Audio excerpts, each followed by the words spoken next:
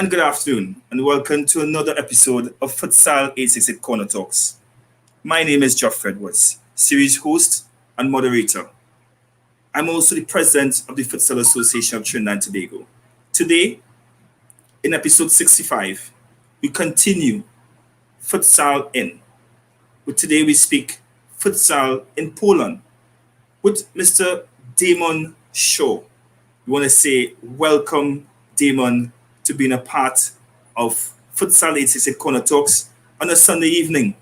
Damon, I tried very hard to to pronounce your club's name. Please give me the honor. Help me out, brother, when it comes to the name. It's Śląsk, Wrocław. Śląsk. Okay. I will definitely try my Polish, but we'll do that after the show. So tell us more. Yeah. It took me a while to get it when I first came here. So yeah, it's not the easiest pair of words to say, and it's not the easiest language to pick up either. So no, I don't blame you for not trying. All right, brother. I appreciate that. Thank you very much for letting me off the hook. So Damon, let's start with, who is Damon Shaw? The man, the legend when it comes to futsal, your journey as a player, a coach, and even the blogs that you do. Tell us more as regards to who you are. Okay, so I started out in 2005 at university, and I set up the University of Futsal Club, University of Teesside Futsal Club, just because I came across this sport in Durham, in the county where I was living. There was a league that they were running, and I thought, I got my five-a-side team together, and we said, hey, why don't we enter this futsal league? We didn't know anything about it, but once I started doing some digging, I discovered that there's a World Cup, there's a Champions League, there's hundreds of professional leagues around the world, and I saw this opportunity to start something at my university, and that's just what led me to set up the club. And from the moment I got a hold of a couple of futsal balls to start doing some training with, I just fell in love with the sport. It was, it really got hold of me. And as well as that, the opportunities that I saw in futsal to get to the top. I'm a football fan, and I was never a coach, but I would have loved to have worked in football at some point. But then, to get to the top in football, you've got thousands and hundreds of thousands of other people that want to do that as well. But in futsal, I saw not an easy path, but I saw an opportunity to do something new, do something where I'd be sort of leading the way, making my own path, and yeah, just everything about it, the beautiful game, the opportunities, and the community that I found in futsal just got me hooked.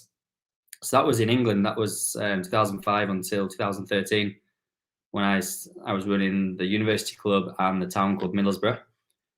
And I always wanted to further my knowledge, and that led me to go into Spain. I was looking at other places, but Spain, just everything fell into place. I moved to Spain in 2013, where I knew I'd get an excellent futsal education, where I did some coaching at a couple of clubs there in Catalonia, in Barcelona. And while I was there, I took my level 1 and level 2 in Spain, which is equivalent to UEFA B and UEFA A.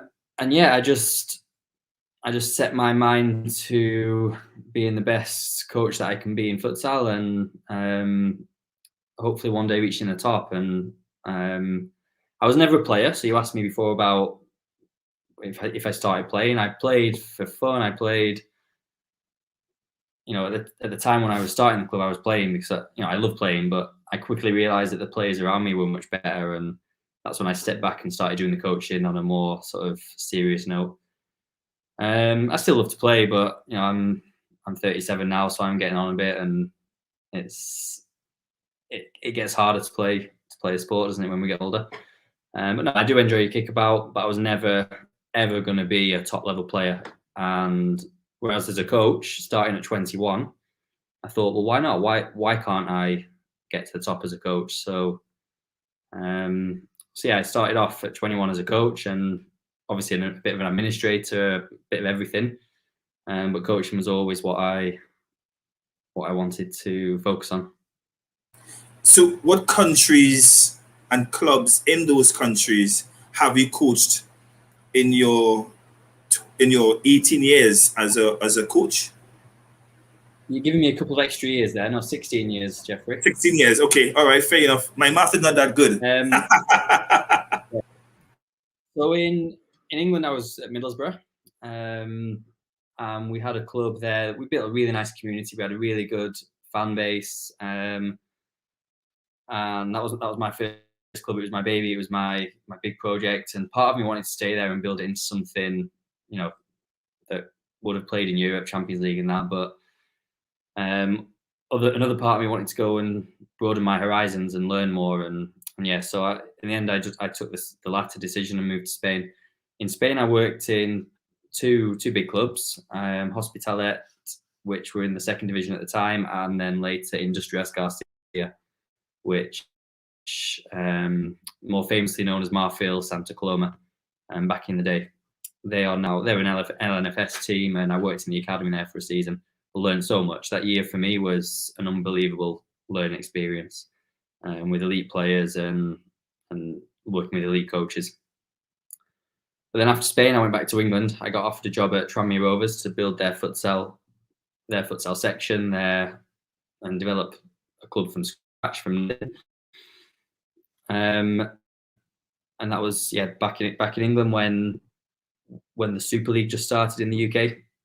And that was 2 years there. But then at Tranmere, the decision makers, they made the decision to not continue futsal as it was, and I got made redundant. So at that point, I moved to Malta. I got an offer from a club in Malta, similar project, developing coaching the first team and developing an academy. And that lasted 1.5 seasons. Second season, what didn't go too well for me. We had a few issues in the summer with transfers and money, and a few players left. But at the end of the day, we lost 6 out of the first 7 games. So, it was an understandable decision by the club to ask me to leave. And it was sad because I was starting to really, get settled in Malta and, enjoy the place and feel at home. But unfortunately, the club, with the troubles that they had with finances that year, and I understood why it was my head on the line. But then, as they say, one door closes, another one opens, and straight away I got an offer to go to Malaysia and work in the Malaysia Premier Futsal League over there. And wow, what a setup over there! That was so. Tranmere was amateur, the senior team. Malta was semi-pro.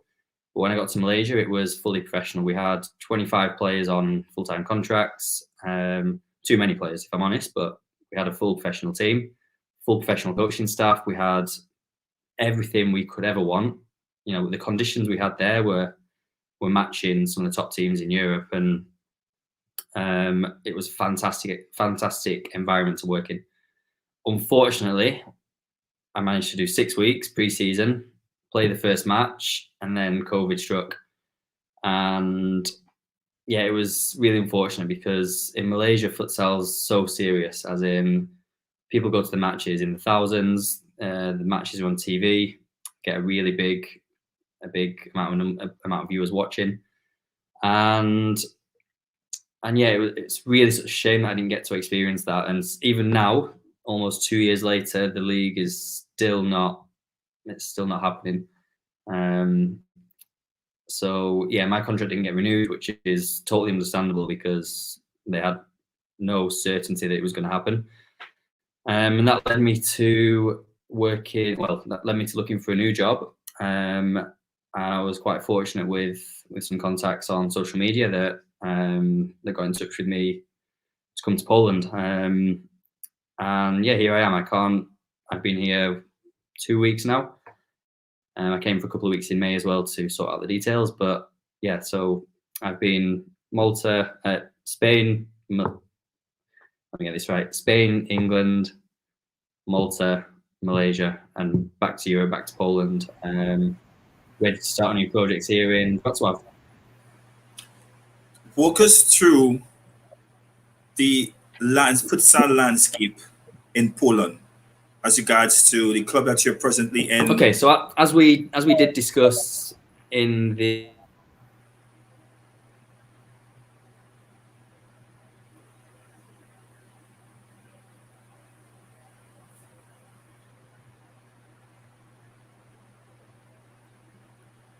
I think that Damon is frozen, as we all know. Is being live, and technical difficulties sometimes do happen.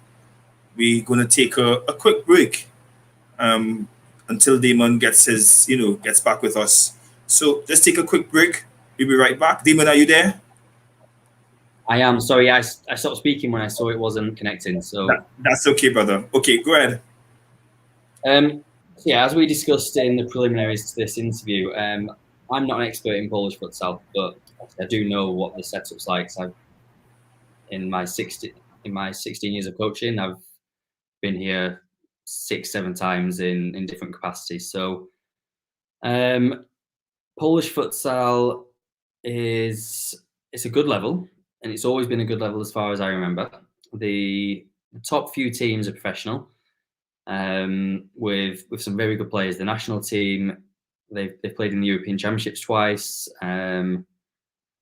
Off the top of my head, I'm sure they got a really good result against one of the big teams, maybe Russia. I think they drew maybe 1-1 with Russia in one of the tournaments. So that was a big result for them. They played in the World Cup in '92, quite a long time ago, and finished 8th. So the level of Polish futsal has always been quite good.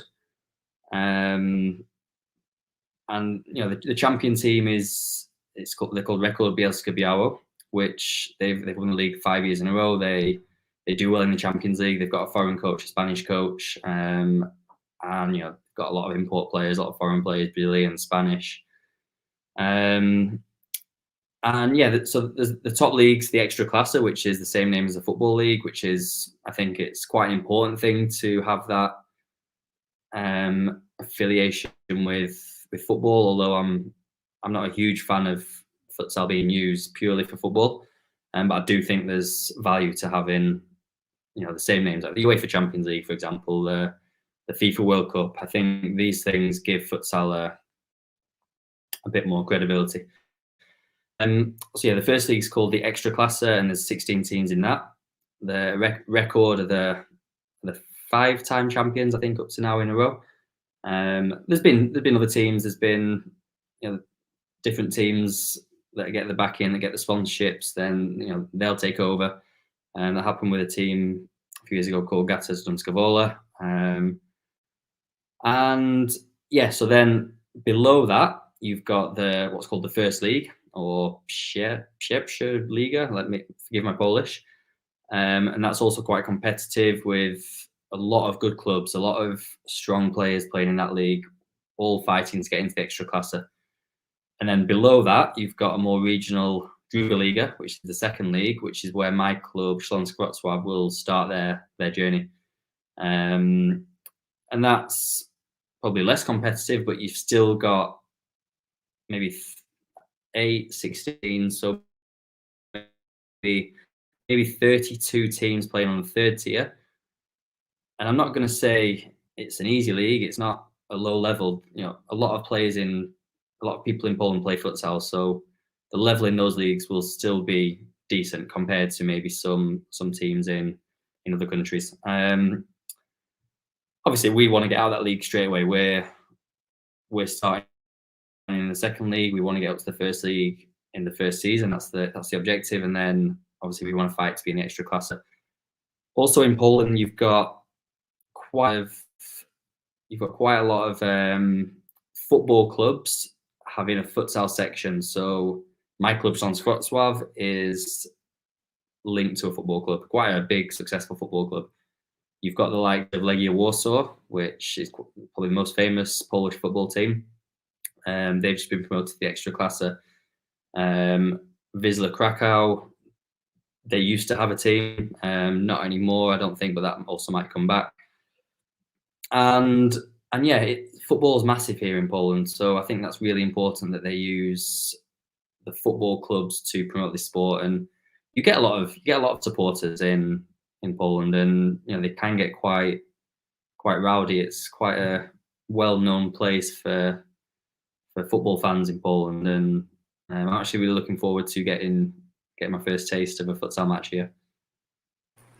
So, do you have a strategic plan as regards, so you already said what you want to accomplish, but walk us through what do you see as some of the opportunities and some of the limitations, if there are any, to you actually achieving the goal to get out of that particular division that you're in, the second tier, the second division, into the first division within one season?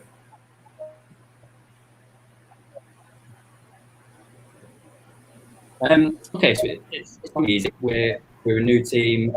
I think 1 or 2 players will have kept from last season. They played last season in the league. They had a local coach who will still be involved with the team as one of my assistants. And we've kept 1 or 2 players, but the director, the general manager, the president, he's pulling out all the stops, and he's bringing in players that he knows from the area, from other clubs. And really, we're selling them the project, which is a long-term project. But a lot depends on us getting promoted this first year. So, we're looking to get the best players that we can from around the area.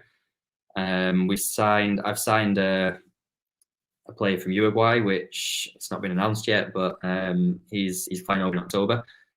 So we're taking this season seriously, and we're gonna treat this season, and me as a coach, I'm gonna treat this season as if we're playing in the elite league, the extra class. We're gonna prepare, we're gonna train as if we're a professional team. Maybe we can't train 5, 6, 7 times a week like we did in Malaysia, but we're gonna train like a professional. We're gonna do the analysis like a professional. We're gonna build a club like a professional club, that even if we didn't get promoted, we'd still have the excellent foundation to build long-term success. So, we want to get promoted, but we also want to build the foundations for ongoing success. And that, for me, that means, first of all, setting up under 19s, under, let's say, 16s, 14s, 12s, and then below, which is priority for me at this moment. We will do that, but obviously that's not going to feed into the senior team anytime soon. So we want to get local players playing futsal ASAP, and training them to a level as high as we can, so that as soon as possible we can get home trained players into the senior team and playing and training as much as possible, because we'll have some players traveling from adjacent towns, which might mean we can't train as often as we like to with the whole squad. So no, the plan is to, this isn't my area, but Sebastian, the president, he's bringing in partners to make this sustainable long term. And yeah, the plan is to get players in a pathway right from the younger stages to feed into the senior team, but also get a team willing and ready to train hard and promote this season. And if not this season, be ready to do it next season. We go a little bit off script, basically, to what it is we have spoken about before. But I definitely would like to get more as regards to the coaching component and this new project. And so allow me the opportunity to hear as regards to your philosophy. And I'm asking that because presently we have some members of Futsal868 who is undergoing futsal tactics with the CBF Academy, the Brazilian Football Federation, their academy, and it's being done online. So this is very interesting as regards to you speak to player development. So I would like to hear more from you as regards to your coaching philosophy, and how has that coaching philosophy changed or morphed in your journey as a coach, and what is it presently, and how do you see that getting success with your present team? Yeah, I mean, I guess my philosophy, my ideas, they're changing constantly. And you know, if I look back at my early days and you know the coaching I was doing then, like wow, it's come on a million miles. It's so different. Just for example, when I went to Spain, before I went to Spain, I never used to go to training with a detailed plan. It was not something that we were taught in coaching courses in England. It was we got given sessions and told how to coach kids and how to set up sessions and you know what games to play. But when I went to Spain, there was a lot more emphasis on planning for the whole season. So what you call tactical periodization, and more about designing your own sessions and you know customizing or making training for the players at your disposal rather than taking a game and putting it on the court for whichever players you get. You know, you've got to design sessions from scratch. So back in the day, yeah, of course, and everyone does it, and there's nothing wrong with it. I still do it. Where you go online, you find some interesting training sessions, and then you just take that session and you go and deliver that to your players. And it's a good place to start for a coach because it's you know you can then see what's happening and feedback and make changes, but it's not the best way to go constantly. It's a good place to start to get some knowledge and just get used to coaching. But then you get to a point where you then start to design your own sessions from scratch based on the exact things you want to get out in terms of the tactics, the technical stuff, and physical stuff, and you design it to your players. And then I think there's another step to that. Once you've got to a level of being able to design your own sessions, then you can. And I've gone back to like taking sessions off the internet again and putting them in front of me and seeing how I can adapt that session to my players. So not totally copying it and just putting it in front of the players, but taking that session and then tweaking it and seeing how I can make that session fit into the objectives that I want to get for the players I'm using. So that was probably the journey in terms of how I go about designing training and setting up sessions. In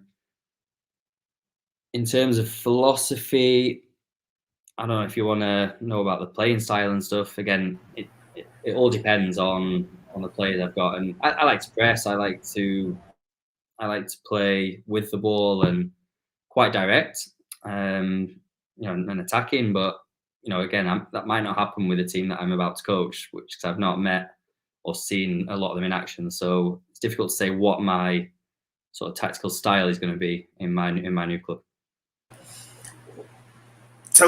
Walk me through as well when it comes to the whole concept of understanding culture, and how does culture of a country and even of a region affects you as a coach? Wow. So I've been in some very, very different places. You know, Spain to the UK for a start was totally different. UK and Malta are quite similar culturally, just maybe the weather's a bit different. But I found in Malta, I found it hard to find players really motivated to win. They want to win, of course they want to win, and you've got a handful of people there, and you know my former captain was he was a winner, but I found in Malta there was a distinct lack of wanting to go abroad and improving themselves or challenging themselves in that sort of way. Because Malta's a great country, they have everything. The lifestyle's perfect, the money's good, the situation is really good. and they're all very family oriented. So not many people from Malta, in my experience, go abroad. Whereas in Spain, you've got a lot of people that have travelled. They've gone to different countries. They go away and come back and bring new things. And they're a bit more willing, I think, to go out of the comfort zone. So that was quite a challenge in Malta, because we had players that weren't really exposed to futsal outside of their little circle. Then you go to Malaysia, which is a totally different landscape in terms of economy and culture. It's a Muslim country. There's more poverty in Malaysia, and to play futsal and get paid for it in Malaysia, it was a huge thing for the players. We had 80 kids turn up to trial, knowing that if they got selected, they would potentially go on, get a career in futsal that they can only dream of in Malaysia. Like I said, there's a lot of poverty there, and it's, you hear stories of Brazilian kids that come from nothing going to be superstars, and in Malaysia there's that drive. People want to excel at something to make a better life for themselves. So that gives, as a coach, that gives you a bit of an advantage, because you've got players that are willing to work hard, and there's sort of a different aura about them. There's, I don't want to say more respect than there was in Malta, because I don't think there was a lack of respect in Malta, but more of a respect for what a sport can do for them. That was it was just sort of different experiences. None of them were sort of better than the other, but I think they were the biggest things, where you just encounter different people with different life goals and different life experiences. And in Poland, maybe it's a bit of a mix of both now. We've got, the economy in Poland isn't amazing. A lot of people do want to go abroad and bet themselves, and a lot of Poles live in the UK, as we know, because they wanted to get a better life for themselves. And so maybe in Poland we're going to have a little bit of a mixture between what I had in Malta and Malaysia. So I don't know yet. It's something I'm yet to experience fully, but it'll be another cultural experience for me as well. So let's go back to script and let's speak to success stories and challenges along the way for Damon Shaw in the futsal landscape. Success stories. Okay, so in my early days, I was flying as a coach and with a club at Middlesbrough. I thought I was on top of the world. I thought, we got Middlesbrough to one of the top 5-6 teams in the UK. We were off in England. Sorry, we were playing the finals every year, or 2 out of 3 years maybe. And we were on an upward trajectory. We had a really growing club, and I felt really good at that place. I felt, as a coach, I felt like I'm doing okay. And we built a lot of success. We had a lot of fans. We had a lot of community people involved, and that was an early success story for me. It gave me the bug. But then when I went to Spain, I realised, wow, we are so far behind in terms of having just the level of player coming through. In Spain, you've got a kid that's 18. He's played maybe 10 seasons, where he plays 30 matches in that season, training 3 times a week. So 300 matches, full matches, that kid's played by the time he turns 18. And I can't think of many English people that will have played 300 matches even now to date, let alone at 18 years old. So I felt that early success, and it was what was in front of me, and I loved that time at Middlesbrough. And then the challenges are moving to different countries, and as an English coach in Spain, I don't think we have, and you hear this about the likes of Gary Neville and David Moyes going to Spain and coaching. English coaches don't have a good reputation in Spain. I don't know about the rest of Europe, but being an English futsal coach in Spain, where there's thousands and thousands of coaches better than me, or at the time better than me, it was a tough landscape to really get into and make a name for myself. And I made a bit of a name for myself there because I was the English guy in Spain trying to learn futsal from them, and that was it was really tough. I don't want to go into racism, but I felt at some points there was a prejudice against an English coach. I don't think I got. I mean, I got good opportunities, so it's not even going down that road. But there was definitely a bit of a prejudice against me, like, oh, what can an English coach teach us? So there were definitely obstacles like that to get over. But at the end of the day, I've had to go there and learn a new language and learn a new culture, and and that garners a bit of respect as well once you've shown that where you've come from and what you've done to be there. And then I felt successful again back in England at Tranmere. I thought because we built a club there with 120 kids. There was again a really good community, really good atmosphere around the club. We had quite a popular team, a bit of a fan base again. I felt that was another mini success story for us. Unfortunately, the club decided it wasn't as successful as they wanted it to be, but no, personally, that time in England again was really good. I made some great friends. Some of the kids, some of the experiences I had there with the kids were amazing. And even just yesterday, I was watching the Champions League, and 4 of my ex-players are still playing futsal. They're playing for the Welsh champions in the Champions League, and everywhere I've been, so in Middlesbrough and then in Tranmere, I'm seeing people still with that futsal bug and still playing futsal and still involved. And for me, that's the biggest success story, that people that I've coached and influenced and been involved with, they still have a love for the sport and they still want to continue and maybe get to the top, and hopefully they do carry on and be involved in the next generation of futsal kids and coaches coming through. And then I guess Malta was a bit of a first season. I had some success. We had some good results. We challenged the top teams. Second season was again it was a big challenge, and it was a low point for me, almost to a point where I was thinking I might not get back into coaching. But then the Malaysia opportunity came about, and it gave me another sort of another gust of wind, so to speak. That is very interesting as regards to even from the prejudice side, because we have done so many shows as regards to prejudice.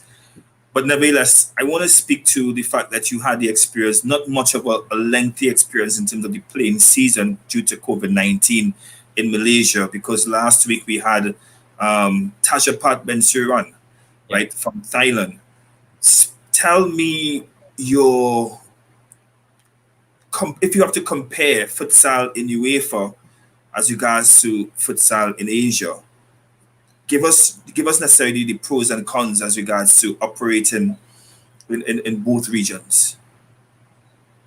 UEFA is really at the forefront of, I think, futsal development in the world. UEFA is doing a lot of really good stuff. Most notably recently, there's the under-19s, so the futsal under-19 Euro, which I think it's had a really good uptake. So that's encouraging nations to set up their under-19s team and create that pathway for kids to, if you're a 16-year-old wanting to start playing futsal and you've not got an under-19s national team and you've only got a senior team, then it's a long way for you to get into that senior team. So motivation is probably a little bit less. But if you've got an under-19s team as well, you can pretty much start playing futsal. So certainly in developing nations, and this happened in England, you can start playing futsal, and within a month or two, you could be involved in the national setup because there's that pathway. So the fact that UEFA have put on the under-19s, I think has really changed the landscape in UEFA, and it's really going to help help the future and the development of the men's game. They've also recently done the Women's Euro, which was a really good tournament last year. I remember watching the final. I think it was Spain-Portugal in the final, and Spain won 4-0.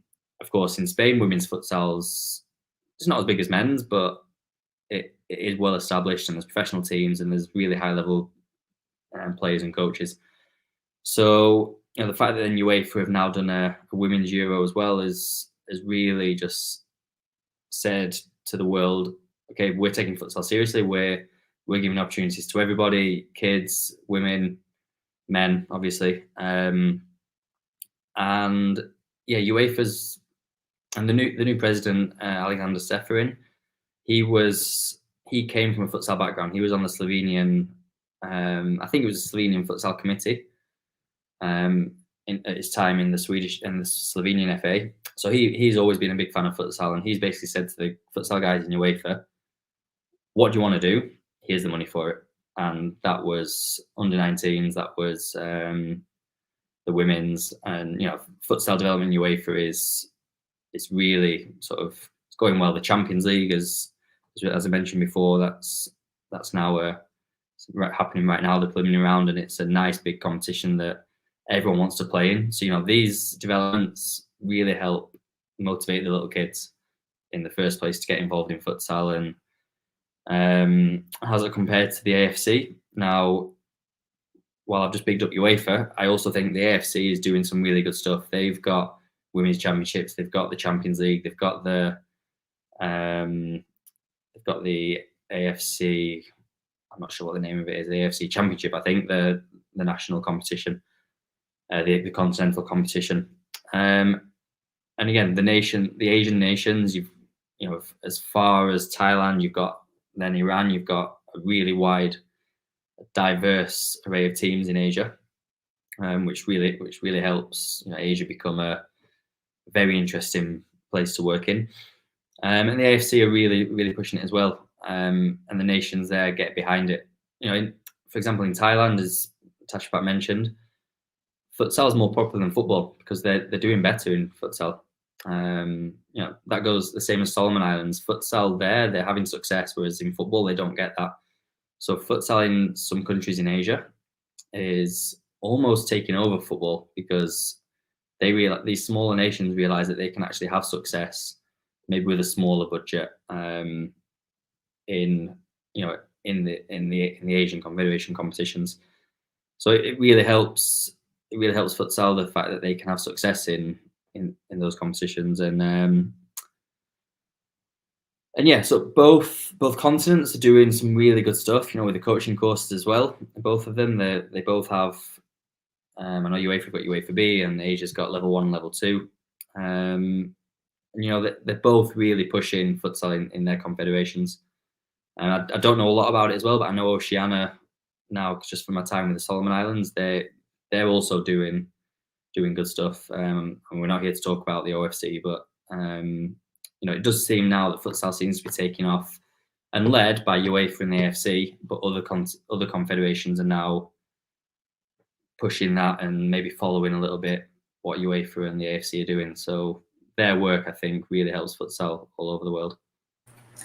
With your many travels as regards to UEFA, Asia, and Oceania, what are your thoughts as regards to futsal as a developmental tool when it comes to youth, and also operating in silo as a sport when it comes to youth's involvement in the sport? Okay, now this is a bit of a controversial topic. We can't deny that futsal has helped players in Brazil develop into what they are now. They say it. We can't deny that Neymar, that Pele, that Ronaldinho, they all said, yeah, I played futsal as a kid. And we can't deny that in Spain, players play futsal, they develop some different skills, I think more up here, they get a better tactical awareness, tactical knowledge, and they go and develop into top football players. However, I think that's about it. I think But in both those countries, you've got really good futsal structures. So a kid can go and play futsal as much as he can go and play football. And I want to talk about Real Valladolid, which is owned by Ronaldo, El Fenomeno, the Brazilian Ronaldo. So he owns this club, and he had this idea. I don't know how far along this project he is, but he wanted to have every player in his academy play a season of futsal. And I think also that is a really good way of incorporating futsal into a player's development. But that's not to say they're just going to train a bit of futsal and that's going to make them world beaters. They're actually going to. So this is the way I see it anyway. Let's look at Real Valladolid under nines. They're going to play in the futsal league this season. They're not going to play football. So every player, maybe they go from under eights where they're playing, I don't know, maybe 4v4. Then under nines they play futsal. Under 10s they go back to 7v7. I don't know much about the football sort of pyramid or the development progression in Spain, but they would have one full season playing futsal in a futsal league with futsal coaches and training futsal. And I think that is a valid way to incorporate a futsal. If you want to use futsal as a development tool, then I like that way of doing it, because the players are then playing futsal for a full season. They might then decide they want to continue. And the thing is, in Spain, they can do that. Whereas in England, if we introduce futsal to, even in Poland, let's say Poland, because that's where I'm based now.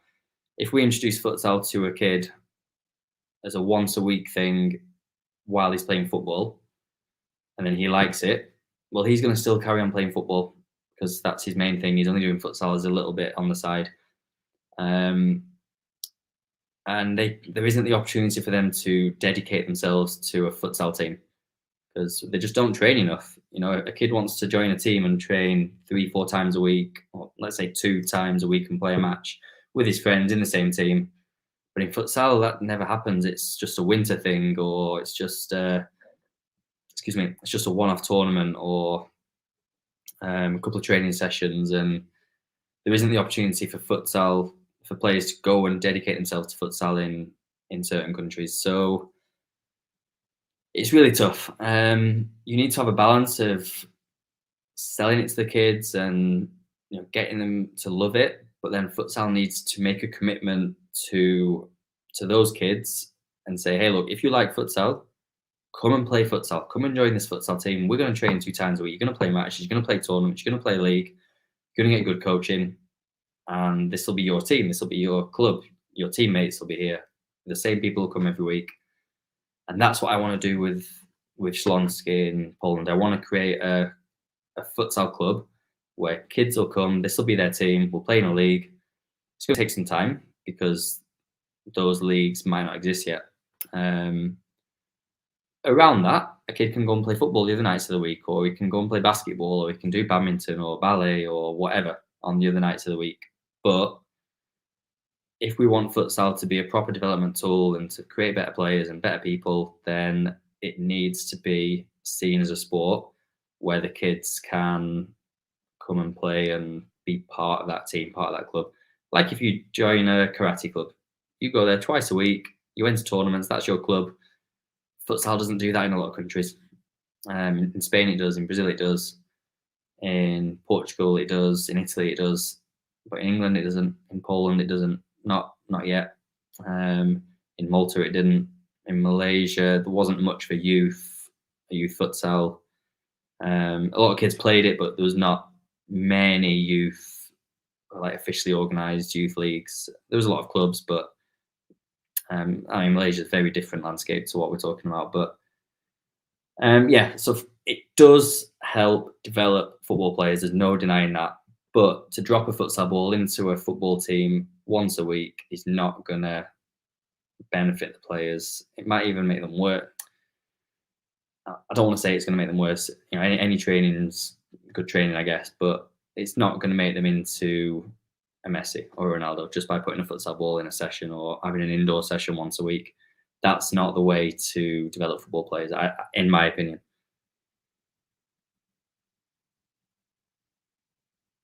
Are you there?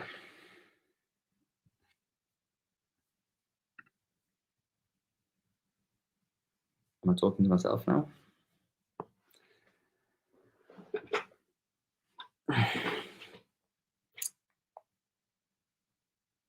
So where were we? If you are still listening, then I wrote an article about the Real Valladolid set up their system, how they were going to incorporate it. Just by listening to a Ronaldo interview, I then sort of tried to guess what he was going to do and how he was going to do it. And that's on my blog about, and you know, I've discussed on there how I would set up a futsal team within a football club and how it can be used to develop the players to and get the best sort of experience for those players.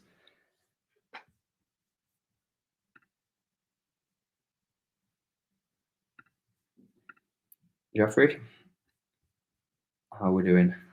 We're still live, apparently.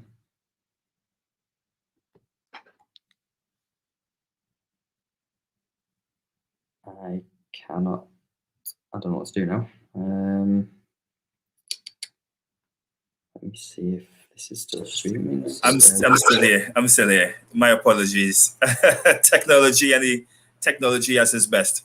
But I want to say thank you very much for that, because I was actually going to. You made a very good point when it comes to giving children an opportunity not just to touch the ball once a week, but continuity and having a player pathway, which definitely speaks to what we at Futsal Association would like to do, which is the 4-phase development approach. And it actually is from the UEFA coaching manual, which is the beginners phase, the age group 6 to 10 years old, sport development phase, age group 11 to 14, skills acquisition phase 15 to 16, and the proficiency phase 17 plus. But what you said really added value and made us recognize that what we're doing is correct.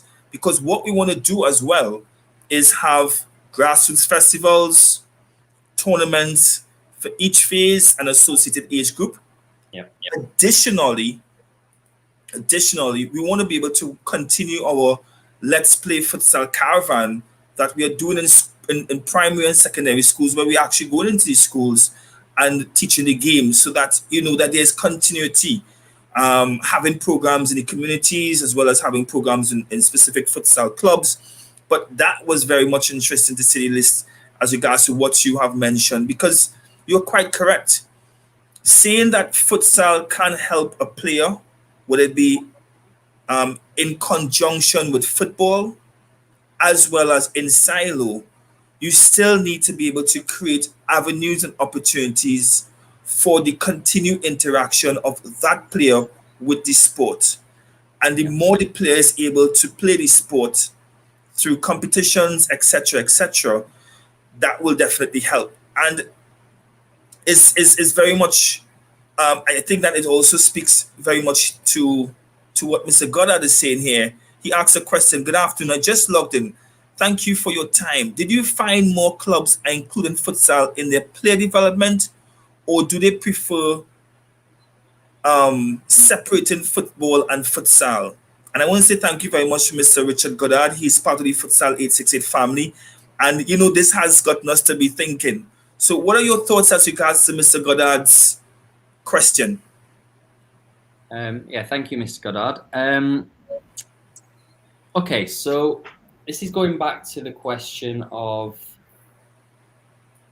going all in. If I think clubs should go all in, and maybe not clubs, maybe it's a company or it's an organization or whatever it is, the person that decides to do futsal, they should do it as a separate club, a separate pathway, a separate option. That might be part of a basketball club. It might be part of a swimming club. It might be part of a multi-sports club. So a team I worked for in Spain, Hospitalet del Sport, they had synchronized dancing, they had futsal, they had roller hockey, and the futsal part of that club had its own pathway, it had its own coaches, it had its own team managers, it had everything. They didn't have a football club that sports club didn't have football, but the futsal section was ran on its own. It was self-sufficient. It had a senior team, under fours. It had summer camps. It had everything. Now, of course, you've got to start somewhere. And if you're a football club or any club that wants to open a futsal or start futsal, then you might just want to introduce it slowly, but with some festivals or visits to schools, something like that. I think the other part of your question was, are we seeing clubs do futsal as an extra training session? I think yes. Yeah, thanks for putting that question up again. In that case, if you're a football club that wants to train your football players using futsal, then by all means, go for it. Do that. If that's what you want to do in your training sessions, that's great. If you want to do basketball in your training sessions in a football club, if you want to take your players to go to a yoga class or a spinning class, that is, it's brilliant. It's diversity. It's fun. It's something different for the kids or the adults or whatever. My players will do different things. We'll play handball one day just for a warm up or something. I'm not then using handball as a development tool for futsal, if you know what I mean. So if a football club wants to use futsal to train their kids, that is absolutely fine, and nobody's stopping that happening. But if they then want to enter maybe a futsal league and really develop futsal, then it's got to be done. They're two separate things. If you want to develop futsal or develop football, then it can't really be done. It's difficult to do it at the same time, I think, and with the same group of players, the same coaches, the same management. It's a good question, and it all depends on what the club wants. There's no one's telling a club or a coach to do. You can do this or that. You can do whatever you want, really. I'm a futsal coach. I want to develop futsal. I might have my kids playing football one session because it's something different. Because we've got loads of players. Let's play 11 aside. Okay. But yeah, it's a good question. I'm quite sort of passionate about mixing the two sports and how they should interact. But hopefully my questions earlier as well answered. It definitely did, because if you're joining us, we're coming somewhat close to the end of Futsal in Poland. It was titled Futsal in Poland, but really and truly we should have said join us for the Damon show, because we definitely have learned a lot more as regards to not just futsal in Poland, but in terms of your journey as a futsal coach, which has really and truly in the last 10 to 15 minutes we have been speaking about player development, coach development, and use of futsal, and this has been fantastic. So let's just shift gears as regards to next month, where we're going to have the FIFA Futsal World Cup. Yep. Before we speak to your involvement in one of the countries, let's take a quick look at Damon's picks for the FIFA Futsal World Cup.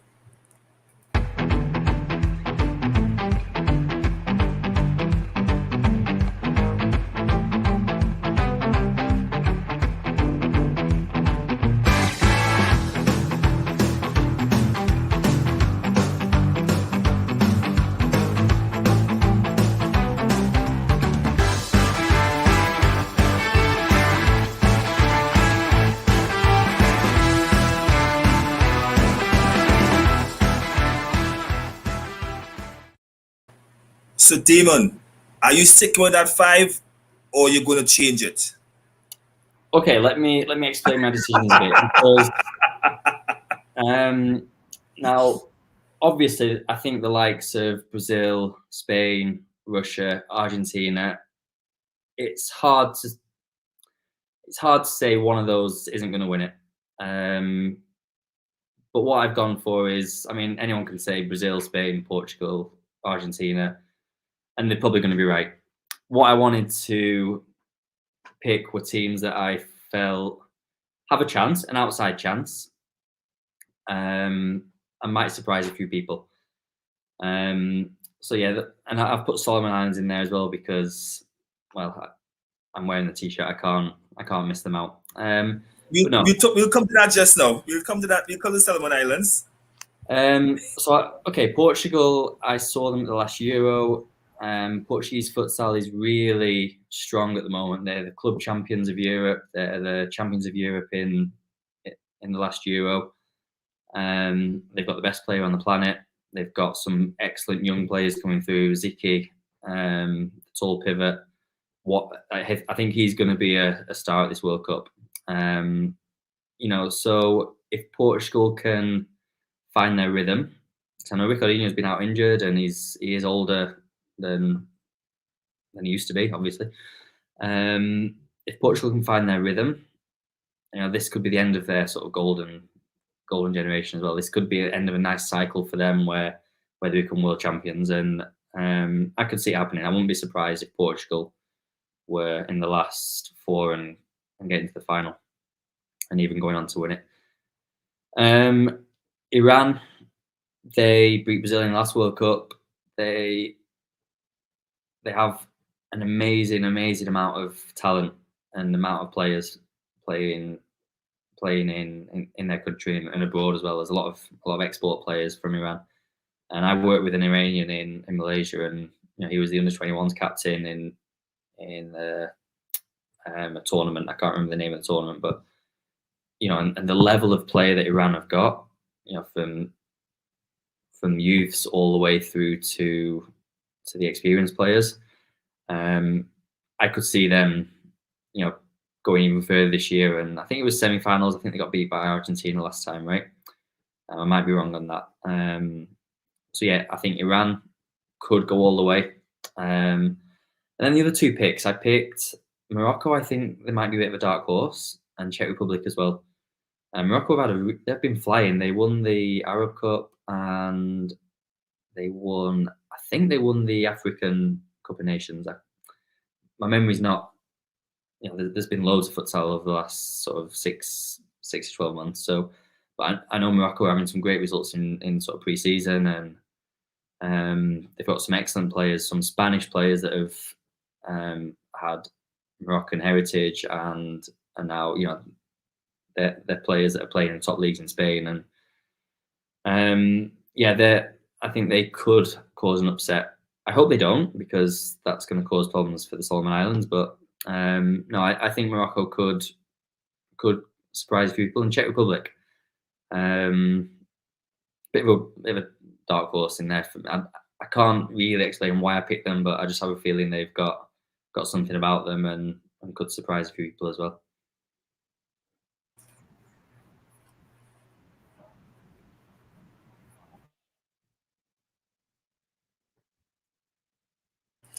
Tell me your relationship. Tell the people your relationship as regards to Solomon Islands, especially since you're wearing their kit.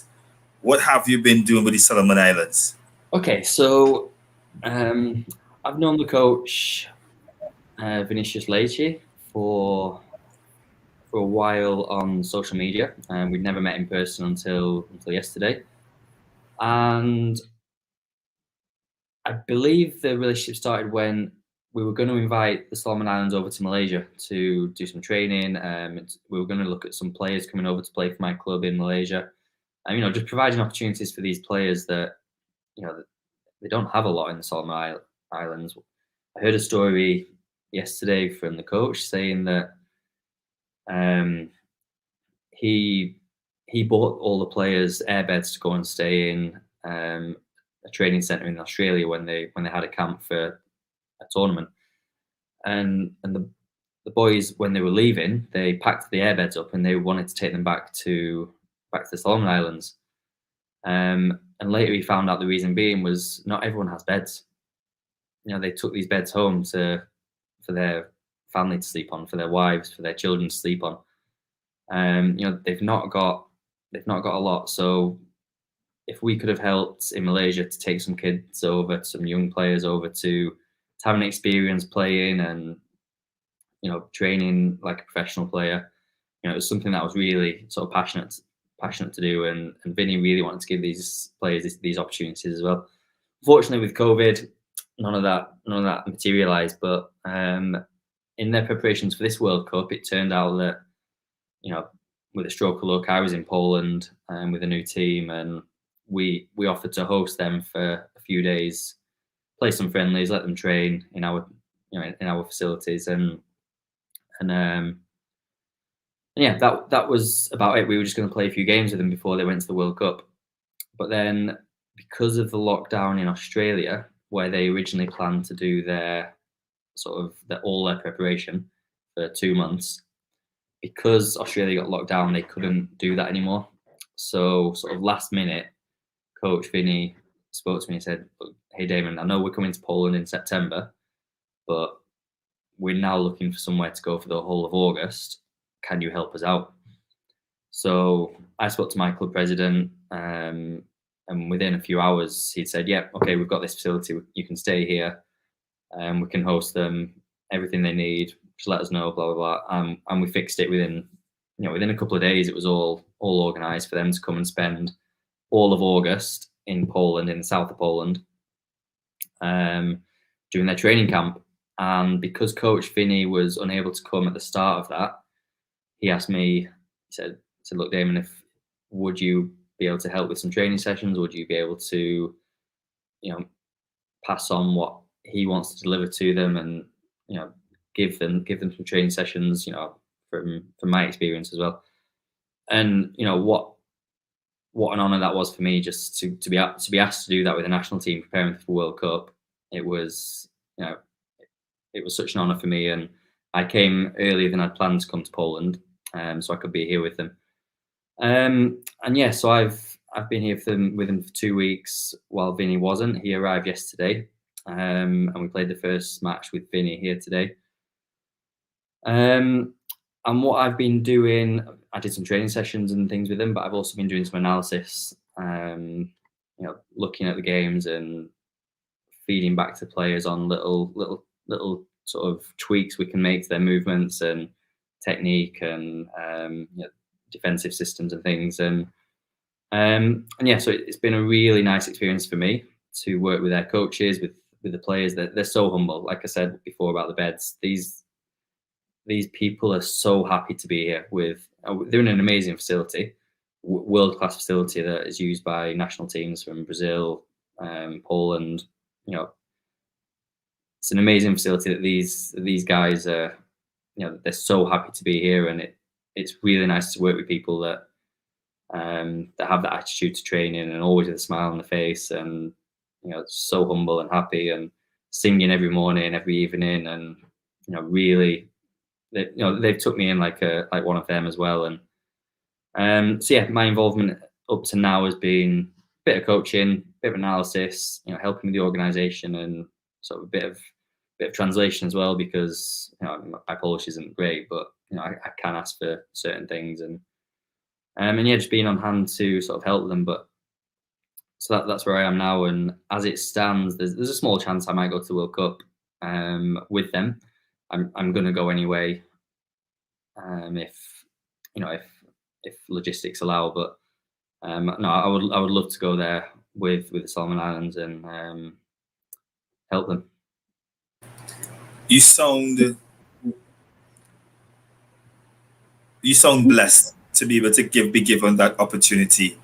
It's interesting that you mentioned the word humble at least 4 times, and I'm reading actually a book from my mentor as regards to the 7 pillars of success, with humility being the first one, and it really speaks to, again, what the power of sport and being able to interact with persons from different cultures, and just the unifying success stories that exist. And again, to repeat myself, one of the pillars being humility, and so much that we can learn from it, even as sport administrators, coaches, as people, just to be able to do our daily duties, knowing that the ball that we love that unites us also in terms of development and sport for development and where persons come from may not necessarily be the same. So I'm very much honored to be able to know that you are being blessed and to be able to share that story with us here, quite in the Caribbean, as regards to the story that Solomon Islands is going through. And we definitely would love to be able to have you and Coach Vinny on the show at any point in time to be able to discuss this journey, because I've always heard about Solomon Islands. I've always heard this country has done in terms of developing futsal and now being on the world stage and what they are able to accomplish. And it's a great honor. I want to say thank you very much, Damon, for sharing that with us. No, thank you. It's it is an honor. It's a dream come true as well. If I can, I mean, even just now working with a team that's going to the World Cup is a dream come true. Yeah. If I can continue that and go with them to Lithuania, then it's certainly a life ambition ticked off, and to be given that opportunity, it's all a bit of luck, it's a bit of chance, but also this came up in after the match today, saying luck is a combination of opportunity and preparation. I'm lucky to be here in this situation, but I wouldn't have got this opportunity without the work and the preparation that I've done over the last 15 years, and putting myself in the right place at the right time. But yeah, I am blessed, and just to get to know these boys, it really is such a happy time for me just to be around them as well. I can't speak any more highly of them than that, to be honest. So your closing words, Damon? Closing words.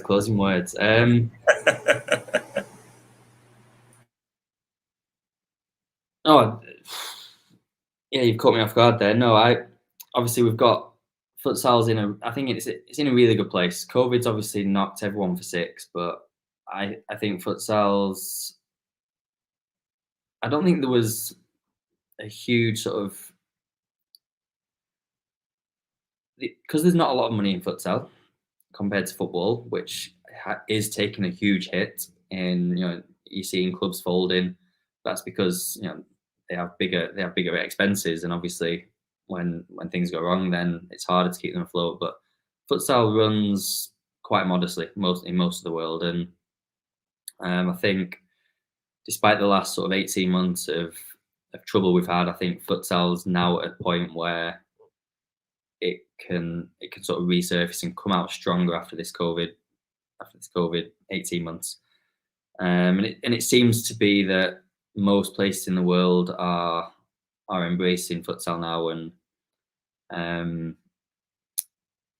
yeah, obviously in the Caribbean, I'm talking to a Caribbean show, so I think futsal is in good hands in most places in the world, and I can only see it getting stronger and stronger. And I hope that the Caribbean can really contribute to that as well. And the work that you're doing, promoting futsal and getting amazing people on like Micho and Tachipat in the last couple of weeks, and I know you've had English people on before. I think Peter and Doug were on your show, and what you're doing, I think, for futsal in your part of the world is amazing. We need people like you around the world, making sure futsal grows and has an audience and has people, and yeah, like thank you for spreading the word and growing the game. It's a great honor, to be honest with you, and I must give kudos to my Caribbean brothers along the way. Alex Kenol from Haiti, Rolf Very from Suriname, my good partner from Martinique, those persons from Guadeloupe, St. Lucia, Barbados, Aruba, Curacao, Guyana, who have been speaking futsal, and rest assured, in terms of a Caribbean front, we are definitely working to be able to try our most best to continue the development of the sport of futsal. And speaking to persons like yourself, it helps us to demystify futsal and really gives us motivation to continue the work that we are doing. So on behalf of the Futsal Association of Trinidad Tobago, or Futsal868 as we call ourselves, Our family is a small but yet united family who continuously push to do the work that is set before us. We want to wish you and your family all the success in the future. Great season ahead in terms of your first season of Poland. Please do keep us abreast of what's going on. A simple thing as send us a video. We'll put it up on our social media pages. We'll be lovely even getting a video from those guys in Solomon Islands. And also we will share some love to Solomon Islands as well. We'll share it to you via video as well. And wish them the best as well in their quest for the FIFA Futsal World Cup, which starts next month. So once again, Damon, thank you for taking the time to spend with us. Thank you. We definitely wish some good success in the future to you and yours. Likewise for Futsal over there. Thanks very much, Damon. I'm always open to visiting. Of course, definitely. You're British. You must want to be able to come to your Caribbean to have some rum punch and stuff like that. Definitely, we welcome it. How do you say goodbye in Polish? Do widzenia. All right. Well, that's goodbye. Do widzenia. Do widzenia. Yep. Good night. Okay. Nice one, Jeffrey. Thank you. Thanks very much, Damon. Have a good one. Bye-bye. Cheers. So that was Damon Shaw, head coach of a Polish club, which seriously, guys, I didn't have enough time to practice. I do apologize. But as you heard as well, he is also a part of the Solomon Islands national futsal team who will be participating in the FIFA Futsal World Cup. He is a legend in terms of the futsal landscape globally, who has traveled the world to different lands as regards to applying his trade and educating himself as a futsal coach. And we have been blessed enough to be able to have him discuss his journey a little bit as regards to futsal in Poland. We want to say thank you very much for joining us. But before we go, just to let you all know that our virtual race challenge is still in existence. It's still happening, guys. As a matter of fact, what we have done is that we have extended both of our races until the first week in December. So go out, check us out on raceroster.com, Futsal868 Virtual Race. If you want to know more about it, if you want to be able to sign up, just take a look. Explains more. Our friend Harry and Larry will tell you something about it.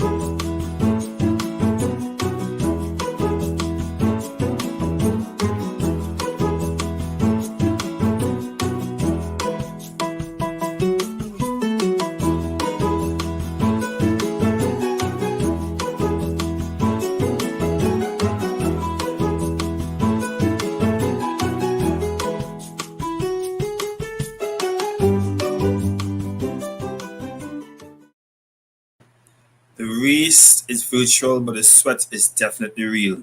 Check out our social media page tomorrow, where you'll get a glimpse of the medal, as well as participants who have actually completed the race and gotten their medals. So join us, Futsal868 Virtual Race, this week. Your time to register, right? It goes straight on to December. So once again, on behalf of the family here, the movement that is Futsal868, have a great week ahead, guys. Be safe, be blessed, and remember the 3 W's.